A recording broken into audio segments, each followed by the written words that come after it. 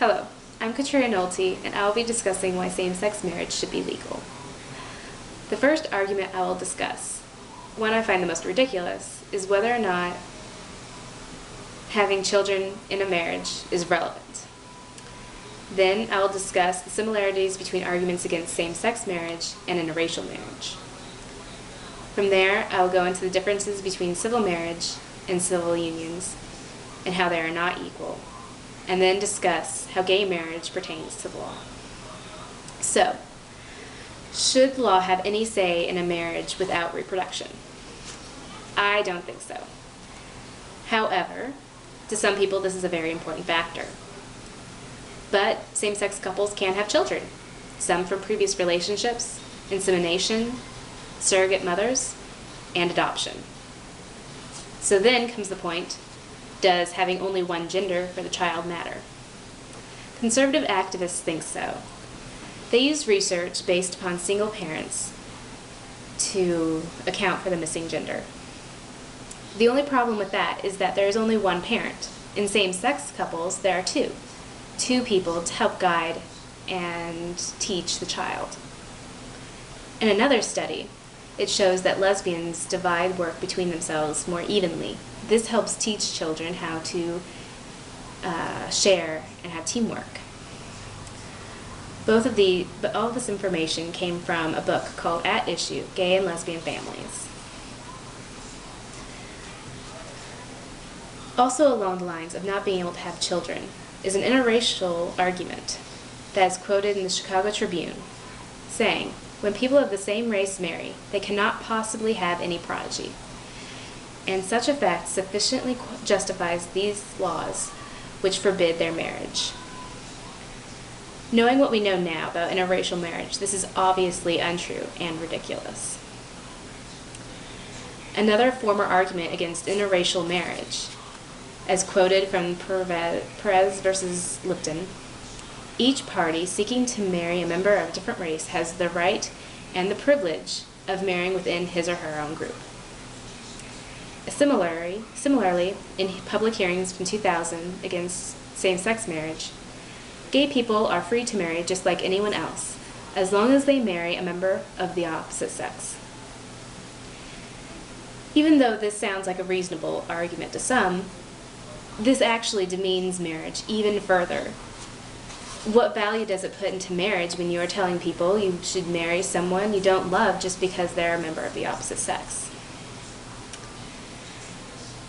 And so, from the Vermont House and Senate Judiciary Committee in 2000, allowing same-sex couples to marry would degrade traditional heterosexual marriages. I think the last quote showed that marrying someone you don't love and you don't care about and you aren't committed to is just as degrading. In fact, it's more of a mockery, in my opinion, than simply not allowing two people who are loving and committed to each other to marry. So what is the alternative? Civil unions. From an article in equalitymaine.org, the greatest harm of civil unions is the separate and unequal status they convey. The Supreme Court of Connecticut decided in 2008 that it is unconstitutional to force same-sex couples into separate and unequal statuses by offering civil unions but blocking them from civil marriages. So, how are these two different?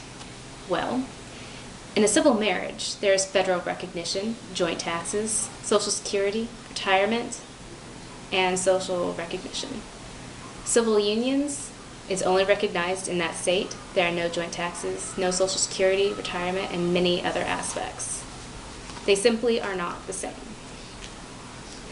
And as said by the Department of Justice brief, July 1st, 2011, Section 3 of the Defense of Marriage Act, DOMA, unconstitutionally discriminates. It treats same-sex couples who are legally married under their state laws differently than opposite-sex couples, denying them the status, recognition, and significant federal benefits otherwise available to married persons. Under well-established factors set forth by the Supreme Court, discrimination based on sexual orientation is subject to heightened scrutiny. Under that standard of review, Section 3 of DOMA is unconstitutional. From there, I go to some of our most basic laws. So I will start with a quote from our Declaration of Independence. All men are created equal, that they are endowed by their Creator with certain unalienable rights, that among these are life, liberty, and the pursuit of happiness. Being able to pursue the American dream of marrying and having a family and being committed is in the pursuit of happiness. We are denying same-sex couples this effort. And along those same lines, the 14th Amendment says, "No state shall or enforce any law which shall abridge the privileges or immunities of citizens in the United States." This does infringe upon their rights. They are not able to pursue their happiness. They are not able to show their love in such a socially accepted recognition of marriage. And so, since marriage is considered a religious event, there is the First Amendment. Congress shall make no law respecting an establishment of religion. Simply put, this is separation of church and state. We have our freedoms to believe what we believe. I'm not saying that you should believe that same-sex marriage is right and that everyone should be doing it. But the reason there is such debate over it is that a majority of religions find it to be a sin. However, do we want sins to influence our laws to such a degree? For example, one of the 10 Commandments says that not believing in God warrants eternal damnation. Would we want to put atheism into the category of being against the law? Even on a smaller scale of the sin of lying, would we want lying to be illegal? It is such a simple and mindless act, how could that be illegal? So, from there I come to my conclusion that whether or not same-sex couples can have children is irrelevant. It has nothing to do with marriage. Marriage is more about the commitment and love for each other. Having children is part of a family, but is not a necessity. And from there, I showed that through the comparison of arguments against interracial marriage, that discriminating against same-sex couples is discrimination. We're using the exact same arguments as we used to. And also, I showed that civil unions are not the same. They cannot make up for marriage. And so, in closing, I will leave with a quote by Julian Bond, National NAACP Chair, from October 2006. "Marriage is a civil right.